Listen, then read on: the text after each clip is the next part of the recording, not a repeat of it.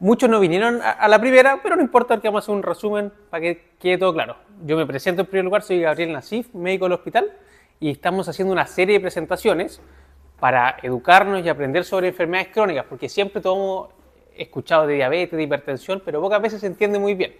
Hoy en particular vamos a hablar de todos los números en relación a esto, porque siempre que a uno le toman la presión le dicen, no, le salió 140/90, pero no necesariamente sabemos qué significa. Así que vamos a pasar de tener muchos números y pocas nueces a entender bien de qué se trata cada uno. Para resumir un poco cada enfermedad, vamos a explicar brevemente qué es la hipertensión, la diabetes y el colesterol.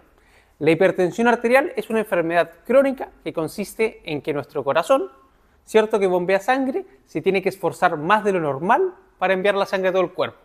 Entonces, en vez de estar haciendo 100 de fuerza como es normal, empieza a hacer 180. Y eso en el largo plazo tiene consecuencias. La diabetes, por su parte, es una enfermedad que consiste en que vivimos con niveles de glucosa, es el azúcar que tenemos en la sangre, más alto de lo normal. Entonces, si debiéramos andar con 100 y andamos con 200, estos 100 que sobran se empiezan a acumular en el cuerpo, en los ojos, en los riñones, en el corazón, y esto, por supuesto, produce problemas, en el largo plazo sobre todo. Y el colesterol, que es una molécula buena, la utilizamos para sintetizar hormonas, vitaminas, la necesitamos.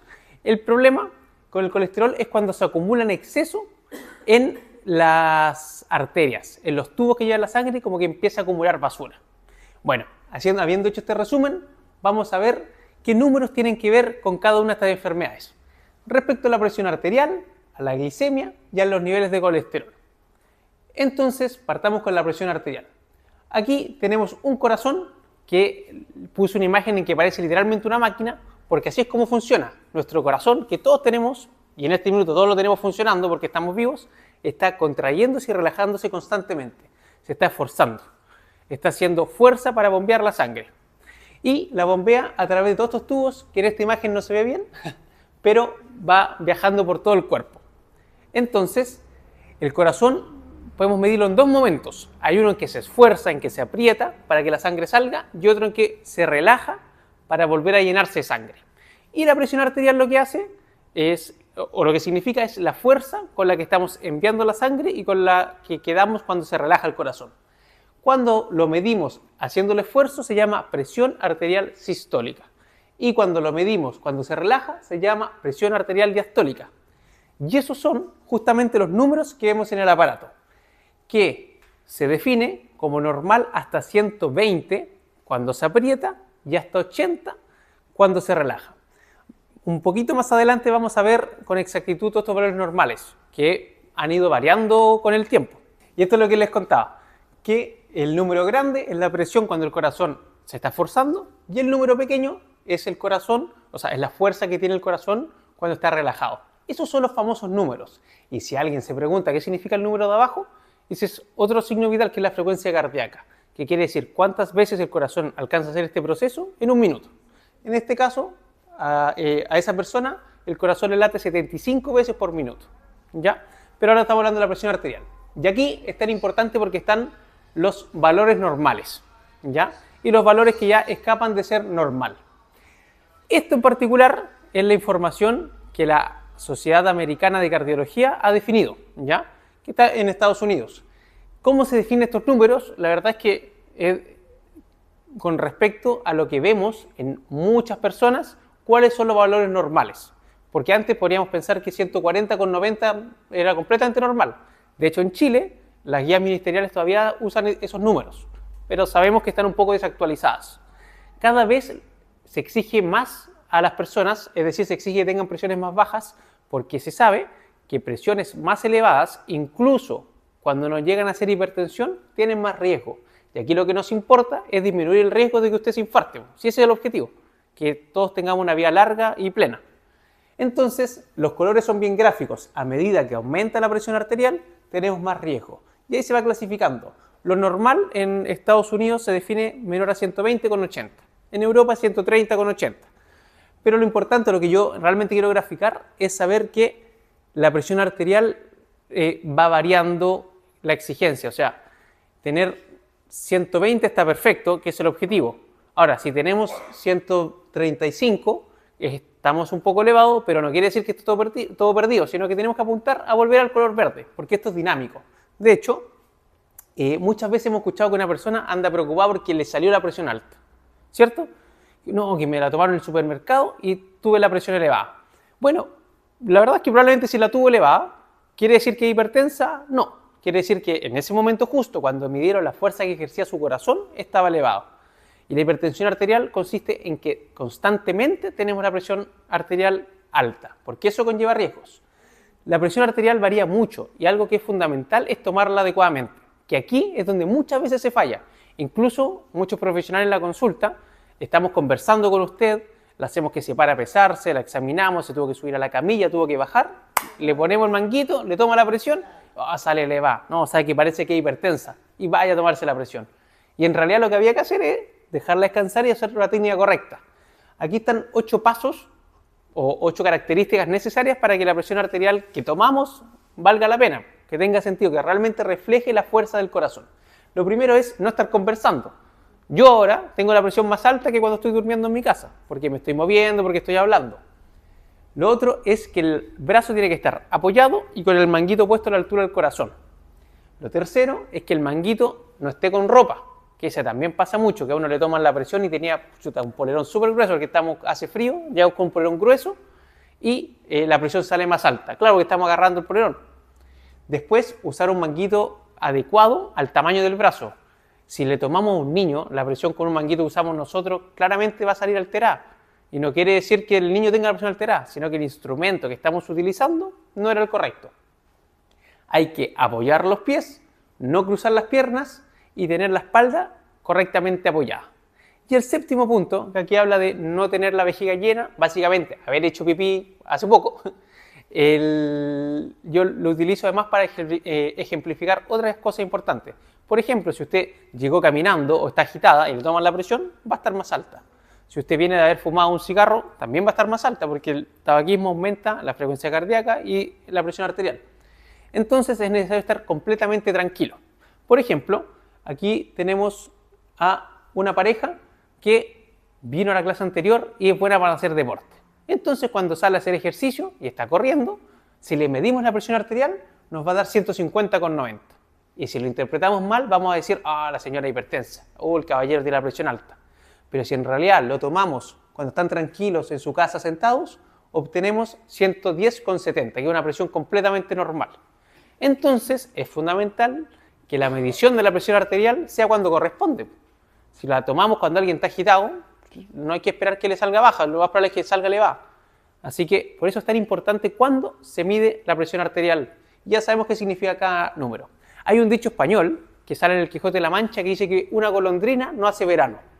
Con la hipertensión arterial es exactamente lo mismo. Una presión alta no significa que tengamos o que seamos necesariamente hipertensos, sino que se requiere una serie de mediciones y un promedio que nos asegure esto, y siempre con una técnica correcta. Habiendo entendido estos números de la presión arterial, avancemos con los números de la diabetes. Ahora, hablando de la diabetes y los números que tienen que ver con la diabetes, tenemos la típica glicemia, que vamos en particular a hablar con la que es más fácil de obtener, que es la glicemia capilar, que es cuando uno le pincha en el dedo, sale una gotita de sangre y medimos cuánta glucosa tiene esa gota de sangre. Ese, que es el famoso hemoglucotest, uno lo puede tomar en distintos momentos del día. Por ejemplo, lo podemos tomar en ayuno, donde se espera que ojalá tenga siempre menos de 100 miligramos por decilitro, o lo podemos tomar después de comer. Y aquí obviamente varía si es que estamos comiendo algo, una ensalada con pollo que tiene poco índice glicémico versus una pizza o un jugo lleno de azúcar. Obviamente los niveles con los que sube va a ser distinto, pero en general después de comer siempre que se espera que uno tenga menos de 70. Y cuando nos tiene que llamar profundamente la atención es si en cualquier momento del día a usted le miden la glucosa que tiene y es más de 200. En cualquier momento del día tener más de 200, eso nos tiene que llamar la atención y hay que ir a buscar con exámenes de sangre para medir cuánto es la glucosa realmente. Ahora, yo quiero hablar de un examen que seguramente los diabéticos lo han escuchado, que es de mis exámenes por lejos favoritos. Yo creo que quizás es mi examen favorito, que se llama hemoglobina glicada o glicosilada, también se le puede decir.